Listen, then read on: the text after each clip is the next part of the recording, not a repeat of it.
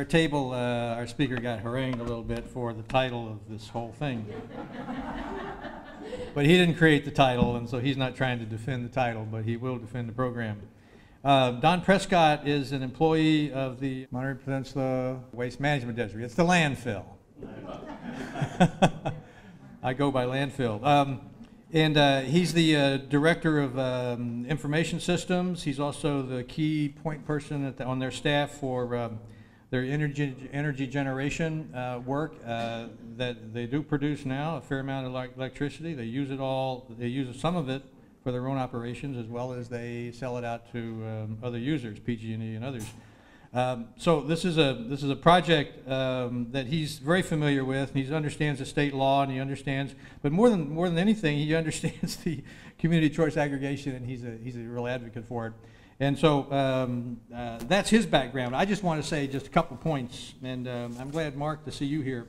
But I am so excited about the possibility that this seems to be able to create for local communities. It seems like, first of all, it's an approach to energy that is sustainable. It's entrepreneurial too. I mean, it seems like there's a business opportunity here for others who might be interested in how this whole thing might work. But it's how a community or a co-op could be entrepreneurial. In my mind, I just think there's some opportunities here that are just fantastic. There's economic benefits to the community, to the users as well. You as a consumer of electricity. There's a benefit to the larger community. There's jobs involved in this thing too. There's other entrepreneurial opportunities involved from this. I don't want to take away from this. I just want to tell you I'm so excited about it, and I just think that there's a real chance that we all ought to be maybe getting on board. And he'll tell you about the local structure of how to pursue it too. Anyway, Don Prescott.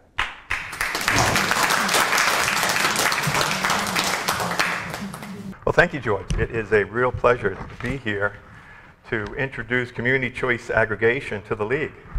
As George said, this is really a very exciting concept that I think as more people learn about, there will be much more interest in participating. But first off, let's ask, could you power your home or business with green electricity today? Now, in this audience, as it happens, we have quite a few folks with solar power, and that is fantastic. Going back a few years, if you go back to the early 2000s when the deregulation of the energy market took place, all businesses and all residences could buy electricity from whatever source they wanted to, and the PG&E would be delivering that electricity and taking care of the invoicing. Unfortunately, that legislation had some holes in the design of that market, and Enron exploited those flaws, and the whole thing came crashing down. The businesses who had been involved in buying power from some other firm besides PG&E were able to continue to do so, but residences had to go back to getting their electricity from the utilities. But they do have some options. Technology of solar and, to some extent, wind come to mind. But of course, they have sometimes limited applications based upon the structure of the environment where the residents are living. So it's not always an option for the great majority of our residents here. Businesses, on the other hand, have a few more options. In addition to the self-generation of solar, they were allowed, as I mentioned, to grandfather in buying their electricity from whatever the sources that they wished. And there's quite a few folks in the energy service business who will sell electricity to the larger businesses. And the size that I'm talking about are like the box stores, the Targets, the Kmarts, and so forth. There's a lot more businesses that actually want to buy power, green power. And because there are so many of them, the program that allows businesses to do so is very restricted. It's called the direct access market. And there's actually a lottery of allowing people to get the slight additional allocation of electricity that can be sold on that. And the reason why it's being restricted is because during the energy crisis, a lot of long-term expensive contracts were signed, and if all the commercial market just left the utilities, it would cause real problems. So they're doling out the number of businesses that are allowed to leave buying power from PG&E and buy power separately. The city of Monterey happened to win, and it is truly a lottery, when they are buying electricity for the municipal facilities through this direct access program. It was a really good piece of fortune for them. But that's where things really stand right now with our local market. If you're a resident, you pretty much have to do self-generation with solar or perhaps wind if you're in such a zone. And businesses, if you happen to be grandfathered in, you're in good shape. You're really having a challenge if you want to get into the direct access market. It's very restricted. However, there is another choice now, and that's called community choice aggregation. And conceptually, you can see here on the screen, what we have is the CCA is the source of the electricity. They're responsible for buying or building the energy supplies. Then PG&E takes care of the delivery. They manage the wires, they manage the meters, and they take care of billing the customers, so that the businesses and residents that I speak of get the electricity at the other end. So, how does this work? Cities and counties form a CCA. They can either work alone, or they can combine together in a JPA. They develop and file an implementation plan with the Public Utilities Commission. Basically, that's a business plan. In essence, this is an entity that's going into the business of obtaining electricity and selling it to the residents and the businesses within that designated community. So it's a business plan, but it's also a product portfolio. What exactly are they going to sell? And as we'll get into in a minute, there's a couple different options on what you can actually be selling to the businesses and residences. The CCA contracts to purchase the power or to actually get into the development of renewable power. Now, within that jurisdiction that approves this, all customers are automatically enrolled. They will have their electricity coming from wherever that CCA is obtaining the electricity, not from PG&E or the utility for other parts of the state. Now, customers can opt out at any time. Additionally, the customers receive 4 opt-out notices over the initial 5-month period as this program is being implemented in that jurisdiction. And as I mentioned before, the utilities deliver the power and take care of all the billing, but the rates are set by the CCA. Now, within the state, 3 CCAs have actually filed with the PUC. The San Joaquin Valley Water Authority in 2008 or 2009 was very aggressive and really wanted to get into this and ran into a real challenge with PG&E. And while they have filed and had their implementation plan approved by the PUC, they have not actually activated and started delivering power to their community. The second one that has also been filed is the City and County of San Francisco. They filed their implementation plan. It's been approved by the PUC. They have also not quite rolled out the program. They're still finalizing some elements on exactly what their program is going to consist of. Right now, what they're looking at is having one product of 100% green power. That's what they will sell. If the customers within the City and County of San Francisco don't want that, they can opt out to go to PG&E. But again, they have not actually activated the program yet within San Francisco. The third one, and this is actually up and running, is the Marin Energy Authority. That is a joint powers authority up in Marin County. The county and all the cities within the county are now members of that JPA. It did not start out that way. They went through a real challenge. This took them about 6 years to get this program up and running. And initially, only about half of the cities joined this JPA. Now that it's proven to be a successful enterprise, all the cities are part of it. The name of the CCA up there is MCE, Marin Clean Energy. So you have the authority that was created by the jurisdictions coming together, but the CCA's name for that area is called Marin Clean Energy. They launched phase 1 in May of 2010, went to about 8,000, 9,000 accounts. Phase 2 in August of last year, another 5,000 to 6,000 accounts. And they're going to have 100% coverage in that county by July of this year. Their opt-out rate is actually only about 20%. The fact that it proved to be working initially and it didn't completely collapse within that first year is what got a lot of people believing that this is actually going to work. Now, I mentioned about San Francisco having one product. Marin has 2 products. one that they call light green, and the other is deep green. Light green is comparable in price to the PG&E electricity, but it is, as of now, 50% green power.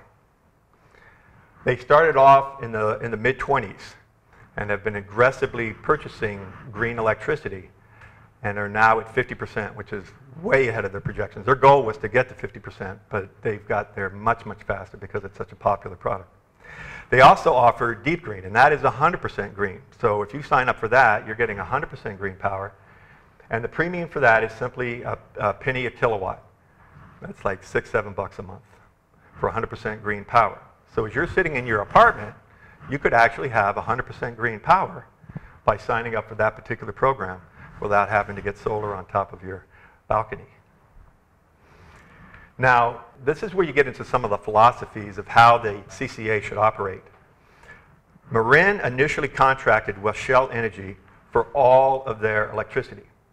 And within that portfolio purchase, they designated a certain percentage of it to be from green energy sources. And on top of that, they had some low greenhouse gas generated electricity as well. Very important to that contract with Shell was that as they found additional generation sources to buy power from, they could reduce the amount of their contract with Shell. Shell was very happy to go along with this because they see a much bigger market in the long run. In fact, Shell's delivery has actually increased from the initial when the phase one was only a certain number of accounts. Now that they're supplying the entire county, Shell is of course delivering a lot more electricity than they were before. But Marina Energy Authority is now aggressively acquiring green electricity. They are contracting with landfills in the Sacramento area. They've signed a large solar contract in the valley. Their focus is not as much local generation build out as I think we might be focusing on in this area here. They define local as within about 200 or 300 miles. So they are contracting to buy power within the valley. So how does this look from the customer's perspective? Well, here's a sample bill. And that's just a general. I know you can't see very much, so I'll zoom in here on the account summary. And the important distinction here is that you see a number one and the number two. The number one is the electricity cost that PG&E still charges, because PG&E is still going to charge you for maintaining those wires, the metering, the customer service. So that portion of the bill, they'll still invoice you for. But then you see number two, that's the actual electricity itself that you're paying, in this case, to the Marine Clean Energy. So this is what your bill would look like. And to show a little bit further, you can see in this example, they're buying the deep green product. In that case, we've got 601 kilowatts at a penny, so that charge is just $6 a month additional to be getting 100% green power. And the CCAs have the same kind of rate structure that you see with PG&E. You've got the agriculture rate, you've got the industrial rate, the different residential rates. Same thing applies with the Marine Energy Authority. And you have the baseline and the different increments for the amount of power that you buy. So all that is very similar. And that's where that money comes from. Now, here is the cost difference of the green power. On the left-hand side, you have PG&E, which is, I think they're being a little generous here, but calling it 20% green power, which I guess they're about up to now. You can see the blue portion at the bottom. That's a transmission and distribution cost, and that's the same for everybody, of about $58. Now, the electricity portion on top of that is what's different. You've got the PG&E on the side, $36, and then you've got the light green at 50% renewables, and then you got the deep green at 100% renewables. For the PG&E, in this particular case, was 540 kilowatts in July of 2012, this upcoming July. That's what this sample is based upon. The electric bill for the PG&E customer would be $90.08. For the light green product, they're projecting it to be $91.06, so a premium of basically $1. And then for the deep green, 100% renewable, a slightly more premium, $96, so that premium was $6.36. So the price is comparable to PG&E electricity. Now there is some fine print at the bottom there that is an important point that I need to get a lot more knowledge about as far on the timing. It does not include the charges that PG&E is allowed to charge for basically a lost asset, where because PG&E went out and made commitments expecting that they would provide electricity to all of Marin. So they're allowed to charge a fee for the customers. And I got this from the Marin website. And in the paragraph underneath this chart, they estimate that that fee is going to be about $7 a month. Now, that doesn't last forever, and what I don't know is how long that lasts. I think it's in the 3 to 5 years range, and then that fee goes away, and here you have a real direct comparison between the two. The business model that they had on the slide is similar to this, but that fee is more about $14, $15 a month. There's actually money savings on their model for the business accounts. It's actually a little bit cheaper than PG&E for the light green product. So when Marin Energy Authority got started, this was some of the fundamental covenants that they were going to operate by. High renewable content. Their goal was to hit that 50% mark within 10 years. Well, they hit that 50% in less than 3. Greenhouse gas reduction. This is a really important piece to this. As our city's staffs are continuing to work on the climate action plans, one of the biggest ways to reduce the greenhouse gas impact of our community is to get green electricity. All the other efforts, and they're important and valuable efforts to implement to reduce your greenhouse gas footprint, but the green electricity it outshines them all. So from the city's perspective, the goals of reducing your environmental impact, this is an excellent program to look at. Economic development. Redirection of that ratepayer revenue to the local community. You can tailor energy efficiency programs, youth core training, feed-in tariffs, that's what the FIT stands for, and the authority continue to create their own assets for generating electricity over time. There's a lot of important points in here. The Marin Energy Authority is now offering rebates for businesses and residents who implement energy efficiency things within their homes and businesses. They're also offering rebates for implementation of solar. This is above and beyond all the other programs that are out there with the utilities and the Public Utility Commission that is supporting. So you can start doing things like that with this local agency. The FIT, Feed-in Tariff Program, I can tell you as somebody who's been marketing our electricity out at the landfill, selling electricity is a real hassle, especially for the solar folks who want to put it on a commercial enterprise, more than just a residential, but they've got enough roof space and land space, they want to put in perhaps a megawatt of power. Two challenges that you really face. One is the feed-in tariff program, is selling the power. And the feed-in tariff program makes that so much easier, where there's basically a set price. If you generate the electricity, we'll buy it. No hassle with the marketing. And the other thing is helping out, having the technical expertise to help out installations of that size get interconnected to the grid.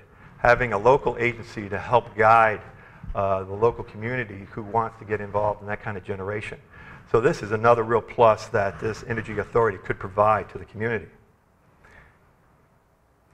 And as the environment locally starts developing generation, that's just additional jobs. And I could really see a rollout of a lot of local solar going forward as we have this kind of a program in place.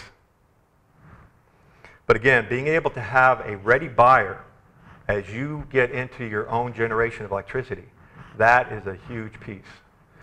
The goal, of course, stable and competitive rates, especially compared to the utilities. And one of the things that's really going to help this in the long run is, and this is what Marin is going for, as they start to own the generation assets, that is, of course, very cost effective in the long run. It's sort of like owning your own home. I mean, you really do own the assets. Now, there is a life expectancy to how long these assets will generate your power for, but it makes so much more economic sense than just renting the electricity. Very important, the JPA members are not going to be liable. The city and the county won't be liable. The vendors know that it's the authority that the contracting is taking place with. So when the cities join this JPA, the cities themselves are not going to be liable for these contracts. security, local independence for local renewables. This one I touched on already, alternative energy producer for local energy supplies. And this one here also mentioned the ownership of the electricity generation over time. So our local efforts and the next steps. Well, the Board of Supervisors has the Alternative Energy and the Environment Committee. They have created a task force that I am leading right now. I acknowledge that we have not been as aggressive in moving forward in the activities of this task force in the last 4 months, but we'll start having meetings with members of the community and with members of the city and county staffs in the coming months. Because one of the first things we want to do is develop a financial pro forma. As much as this is interesting, it quickly becomes a question of, okay, so what exactly are the numbers for our case? You've shown me the numbers for Marin, but what would it look like down here? And that's what we have to work on. And one of the things that we have to do with that, as I mentioned, that the city ultimately signs up to become part of this CCA. But one of the first steps we'll have to ask the cities to do is to authorize the release from PG&E, in our case, the load data for their respective community. And that's very important when you go to the vendors and say, okay, for our local city here, what exactly is the electricity demand from the utility? Because then with that number, and it's very granular, it goes down to exactly what kind of electricity from what kind of accounts, residential and commercial and agriculture and what have you, and at what time of the day. So then a vendor like Shell, and there's others out there, could sit there and say, okay, you want me to provide you electricity for that profile, this is the kind of cost it would be. And then we can supplement that with our local generation, and we can get an idea of what it's going to cost the community to buy that electricity and make sure that financially it's every bit as viable as what Marin has. So that's the kind of thing that we're going to be working on here in the coming months. The other step is to educate, to continue the public outreach. The public in general, that's why I'm so appreciative of being here today, city and county staffs, and elected officials. I think for many of you who can understand, this is something different. This is not something been part of our conversation. So there's a lot of just basic education that we've got to implement first. Support for CCA Regulatory Alliance. That addresses one of the risks for this program. Right now, in the last legislation of SB 790, the law was passed directing that the Public Utilities Commission develop a code of conduct for the utilities to follow in dealing with CCAs throughout the state. That is based upon some of the experiences that the previous CCA programs have had in dealing with their local utilities. So looking out for the CCA side of the equation, the CCA interested parties have come together and created a regulatory alliance. And they would really appreciate the local jurisdictions signing up ideally for a nominal fee of $1,000 or $2,500 to support the attorneys, or just to lend their name to supporting the CCA viewpoints before the Public Utilities Commission. And funding for studies. A lot of the other CCA efforts in the states have spent quite a bit of money on feasibility studies and doing analysis. And at a seminar I was at in early February, one of the leading consultants in the state says, you don't need to do any more feasibility studies. The studies have all been done. You can go ahead and read them. And that's really true. The economic analysis, especially when you start getting into some of the softer concepts, are pretty generally laid out on the different parts of the state. You can pretty well determine what you could do locally off of that information. But you really do need to get your local load data. You got to find out within your respective city in that environment and that throughout the year what exactly your load usage is. But there's a lot of good analysis done in these other feasibility studies. And so what we're going to try to do locally is really get the most out of our money, but we could still use a little bit more money to spend for some of the absolute must-have expenses and consultants to go along with that.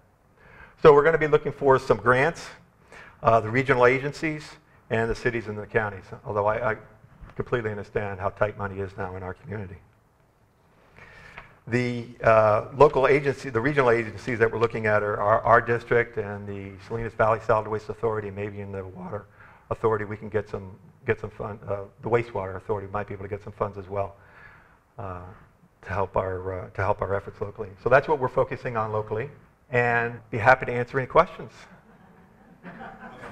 In Marin County, what are the other sources that they're using? What is the green energy? They bought a lot of the green energy from Shell. Shell contracts out to buy green energy from sources like us, people who are generating renewable energy, are contracting with a number of different buyers out there. Shell is one. PG&E, of course, buys green power. A lot of the folks of the energy service providers, for a short time, we were actually selling our power to the same entity that was turning around and delivering it to the city of Monterey. So there's actually quite a bit of generation taking place within the state, and Marin is now contacting directly with those generators. But then so is Shell.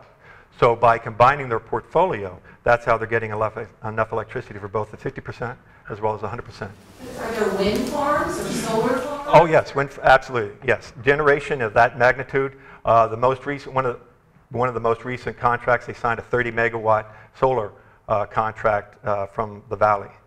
So they're combining that with their other solar projects. Yes, and that's actually what's happening throughout the state, is that there is a boom in solar projects both in the valley as well as in Nevada, throughout the West. And one of the challenges we're running into is that it's overwhelmed the process administratively and technologically to enter the grid. But that's the mechanics of it, yeah. But did you not also say something about producing your own green energy and making jobs? And I'm not sure how that fit. I'm confused. Absolutely. So let's put ourselves, so the question is, how does it fit as far as the electricity coming into the authority? Let's put ourselves in the business, in the shoes of the authority. We have a load, let's say a local community, and it needs 15 megawatts of power. Well, we can go out and contract with agencies like the local landfill and recycling to buy that power. Or we could contract with some of the firms in Salinas that have a lot of rooftops and says, we'll help you put solar on your rooftops and we'll buy that electricity from you enough that you really do come out ahead on the deal. So you start putting together deals like that.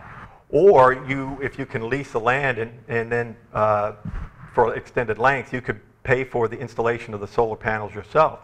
So you can start being very aggressive in buying, either by contract or by actual physical panels, the electricity that you need to supply your businesses and residents within the community. And that's the essence of the concept. Is that the end goal, is to produce it yourself? Because it seems like it's a whole different thing than just signing contracts. You're going to have production facilities run by this Exactly. JPA. And they could actually be contracted out too. They could be owned by this JPA, but then be contracted out for the experts who are running those kinds of that kind of technology. So depending on, in fact, I think that's probably going to be most of the CCA's models, that if they'll own that asset, which is financially much better in the long run, then they'll contract out the actual operation of that. But I think that's actually really the goal of the local, because that's where you can really start generating jobs. But there's going to be an analysis done of what the wind potential really is in Monterey County. There's some ideal locations, but the Ventana Wilderness is doing some studies on what exactly is the impact on the birds, because there's a correct zone for the wind, and you want to make sure it's not. So they're very interested in the potential for wind power, but of course it's got to be environmentally sound. So a CCA could get involved in supporting those kinds of efforts, so that if that is an opportunity, they could contract out with somebody to install that power and buy that power and turn around and resell it to the local community so that they can buy green power.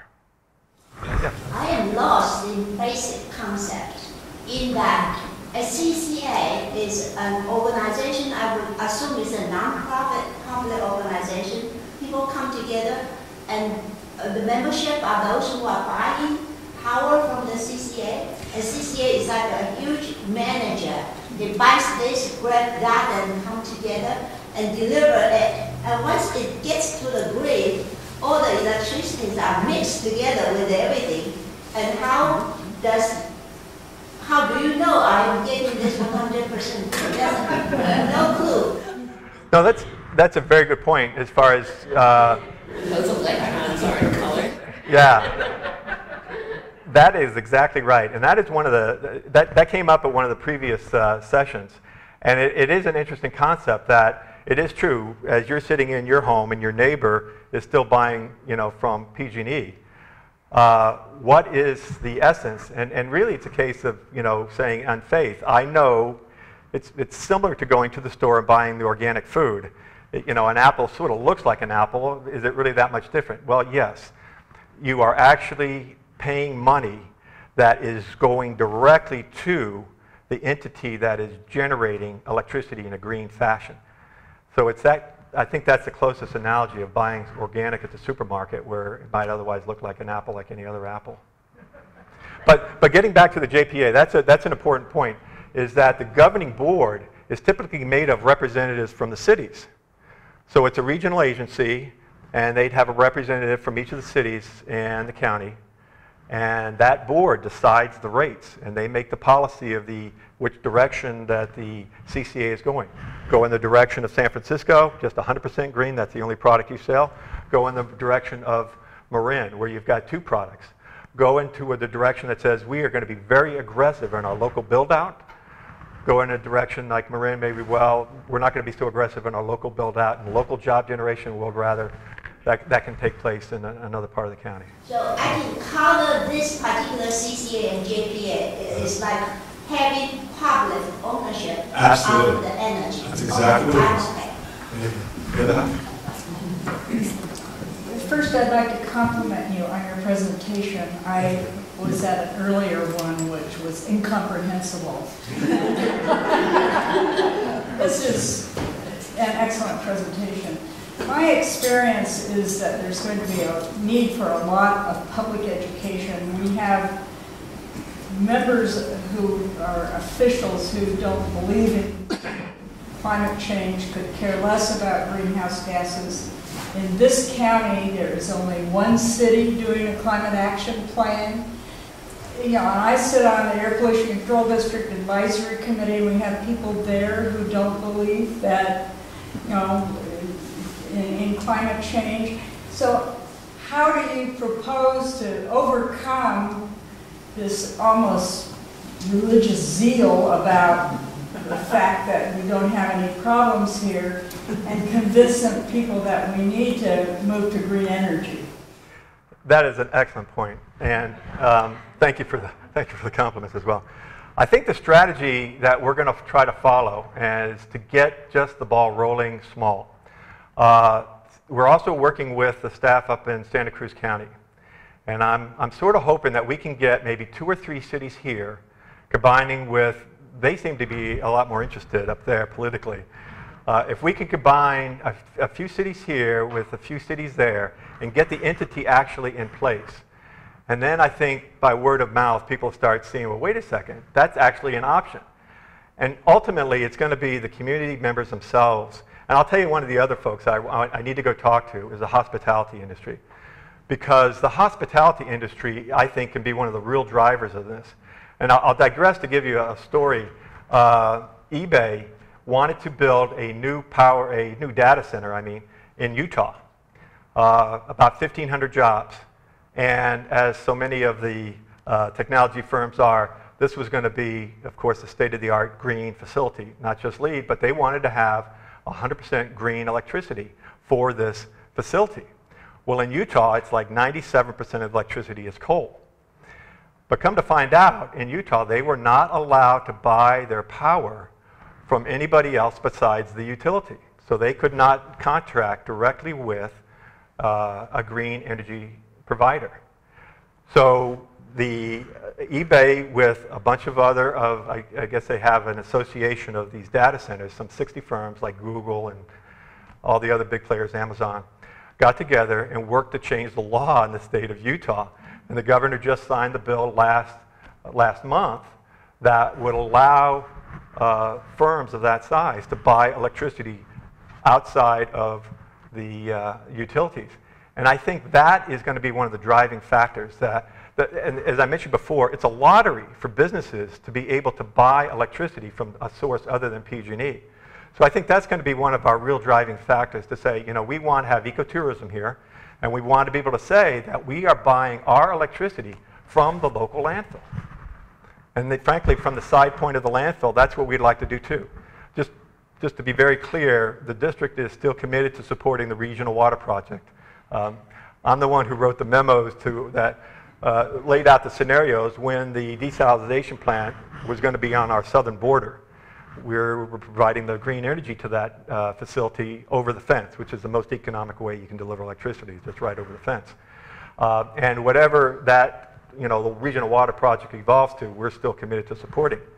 But a scenario could well be that the best way to support the regional water project, whatever form it ends up taking, could be through a CCA providing green electricity throughout the community.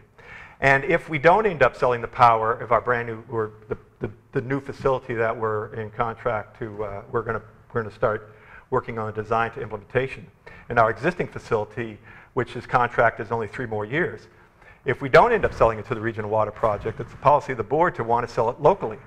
So that's a scenario that we would really like to be able to say, is that the local businesses can stand up and say, we are buying our power from the local landfill, from the local wastewater treatment facility, from the local solar producers. So that's sort of the plan. Yeah. George.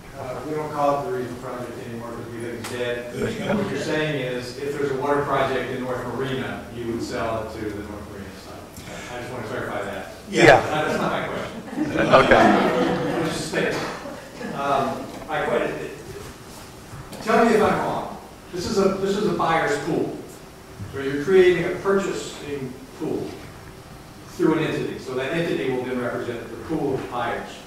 What you're going to do is insert yourself into the income stream that now exists between the ratepayer and PG&E. So you're going to insert yourself in that revenue stream and say, we're going to take off all the revenue. Normally, I'm not saying this is exactly right, but normally we're interfering with the revenue stream. We're going to direct it through us, a local entity. That local entity then has a revenue source. That revenue source is based on the percentage of participation. If there's 20% not, that 20%, that money will go to PG&E. But if you've got 80% participation, 80% of those bills, whatever that means, goes into this new agency. That agency then has a choice of where they go to get their energy. They have to hire staff. They have to do a rate structure for how they're going to pay for things.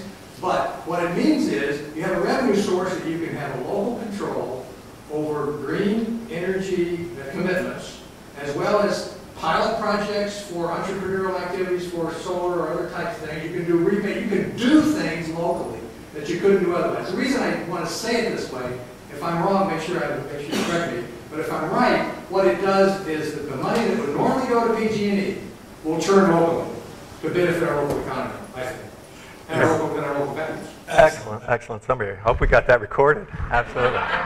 No, just to be very clear, the revenue that we're talking about is the electricity side of the PG&E bill, which, as you can see, the example is basically 50%.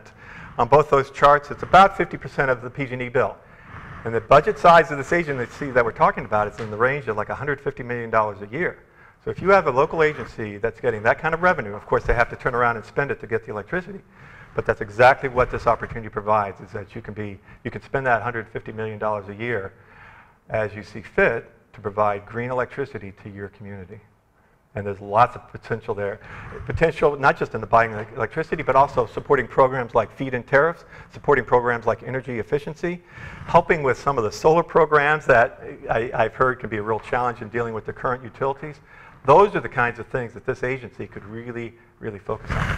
Question, Mr. Don. One, I take it that CCA or JPA is a governmental agency, either county or local or city. It is. It is a joint powers authority among the jurisdictions. Are the people who run it, the directors, elected? The governance is completely up to the rules of the JPA, whether it be elected officials or a designated representative from each of the cities to the board of directors of this JPA.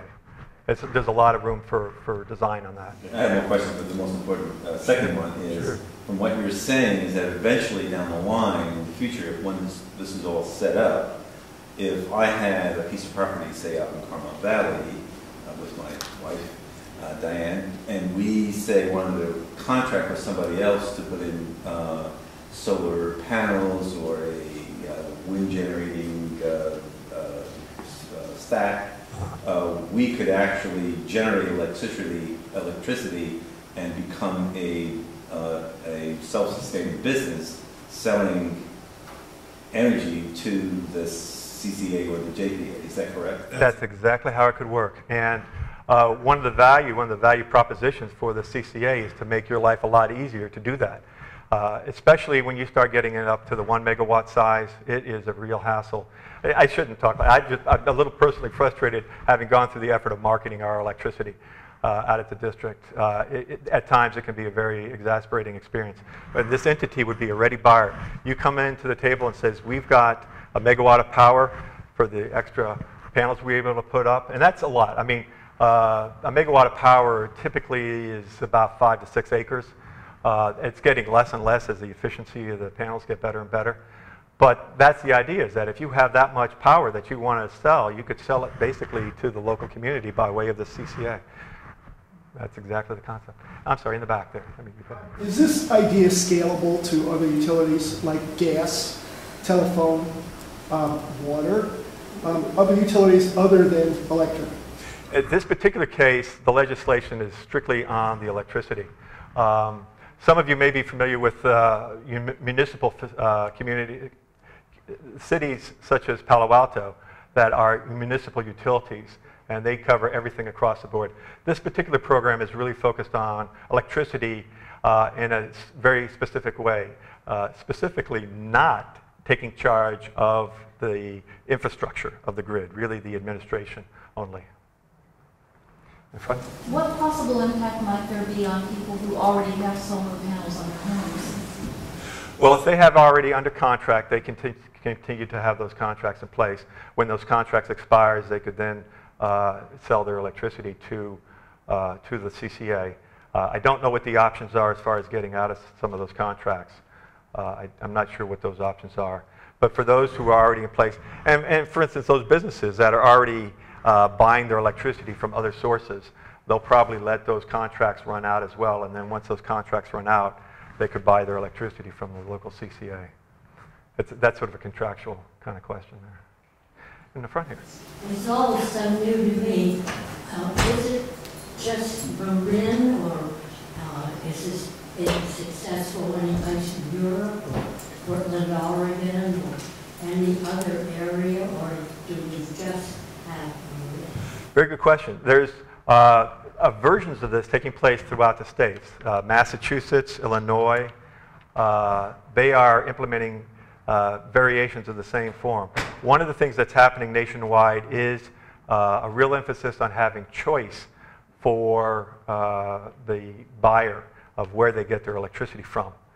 Within the state, there are, I mentioned those 3 entities have already filed their implementation plans and where they are in the way. Sonoma County, just about all the other counties and cities are looking at this in some fashion or another. There's a lot of staff time being spent throughout the state on how they can best put it together. Could I also ask, in Marin, you keep stressing solar.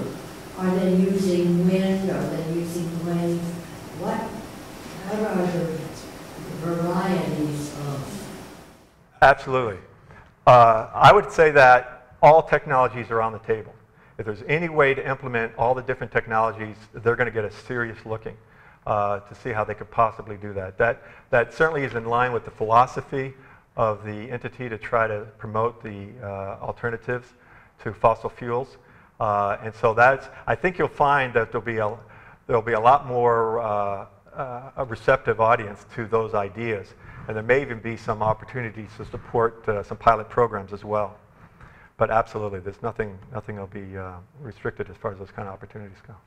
You mentioned that in California, it's by lottery. Some entities doesn't get the permission to do the choice.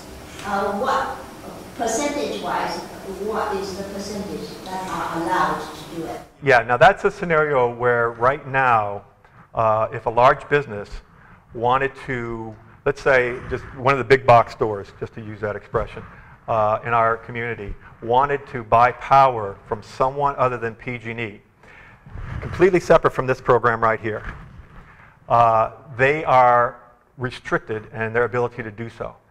They at least have the opportunity, unlike residences, businesses, I mean, your home, you have no choice right now. But some of those businesses do have the opportunity, but they have to win a lottery allocation to do so. In the back. Do you have any information on why people, you said 20%, what the usual reason is for them to opt out? I think it's monetary and not seeing the value-added proposition, if you will, to this idea. Perhaps being comfortable with nuclear power as their source of electricity, and that extra, maybe that extra $7 a month, being a little bit more than they wish to participate in. I've heard, you certainly hear the stories of like the communities that did not initially sign up. I mean, cities did not initially participate and that have now come on board. It'll be very interesting to see as time goes on just how the public responds to this, especially up there. They've been at it for a while now, so it'll be interesting to see how it goes on. But how does the landfill create electricity? What are you doing? Have you got a half an hour? Let me get started here. No, it is fascinating. As garbage breaks down, fascinating to me. As garbage breaks down in the landfill, it produces methane. And we actually have pipes in the ground with holes in them. And at the end of the pipes, we start off with 4-inch pipes buried as we go along. We have, as garbage gets buried in lifts, and as several lifts are in place, we'll dig a trench and we'll put in these pipes, 4-inch pipes with holes in them. And then occasionally we'll also drill vertical wells as well. And we combine all these pipes together into bigger and better bigger headers. And we have a 24-inch line that feeds into a gasket that basically is like a big vacuum that sucks the methane. It's only a couple atmospheres of pressure, so it's not a serious vacuum. But it just sucks this methane that's just happening organically within the landfill. And our landfill gas has a concentration of about 55% methane. And we clean it up very lightly. We basically dewater it, run it through a 1-micron filter, and feed it right into engines that have spark plugs in them. And the methane is of such concentration that a spark plug will ignite it. And we have engines just like your car that run on spark plugs that turn a generator at the end of the engine. And we have 4 of them.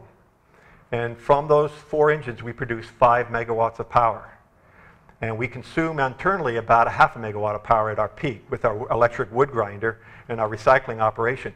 At night, we go way down and we put out onto the grid about 4.8 megawatts. But during the day, we put out about 4.5 megawatts, depending on all engines working and such. And we sell that. And we sell that. Currently, we have it under contract. 2 of the engines are being sold to Pacific Gas and Electric, and 2 of the engines are being sold to an energy service provider, the same company that turns out is selling it to the city of Monterey. But our electricity is going to a large Silicon Valley firm. I don't know which one, but that's how it's done. Is methane combustion clean?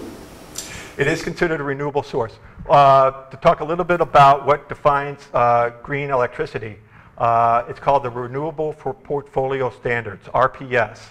And the California Energy Commission has been tasked with coming up with the rule book on what qualifies as RPS compliant. And it's that RPS electricity that the electricity providers are required, or they were required to have a 20% by 2010 to be at 20%, and that they're now required to be at 33% by 2020. So I think I've got those right to me. But yes, it's the California Energy Commission that has published the rules of what qualifies as green electricity. For instance, hydro is not necessarily, except for if you make some improvements to the hydro, because that has some special restrictions to it. It's a very, as you can imagine, any legislation is very specific. But the definition of green electricity really has to do with the source of the energy. And so we have a certification from the CEC saying that our electricity is green. And we go through a process where we generate renewable energy credits, RECs. And we bundle those RECs with our electrons when we contract them out. And there's actually a process we go through to deliver RECs with our electricity. And firms like the CCAs are going to have their portfolio be 33% green, just like all the other entities as well, all the, what we call load-serving entities. If you get the energy, you get all these people being in this energy, who's going to pay for the infrastructure? So we always been in PG, everywhere, there's just pipe this stuff away. Yeah, PG&E is still taking care of the infrastructure. As we were, on that previous graph that had the bar charts, you had blue in the bottom and green on top. So about half of your electricity bill is still going to go to PG&E to maintain the grid, to maintain all those wires, to maintain the meterings, to do the billing. So PG&E is still going to get about half of your bill to maintain the facility. The other half of the bill is going for the electricity sources. But how do they, is everyone who does these projects going to go through PG&E to get the energy burn? Because they've already built them. Yes, yeah. Throughout the state, to support the infrastructure, the utilities are tasked with maintaining the grid. Yes.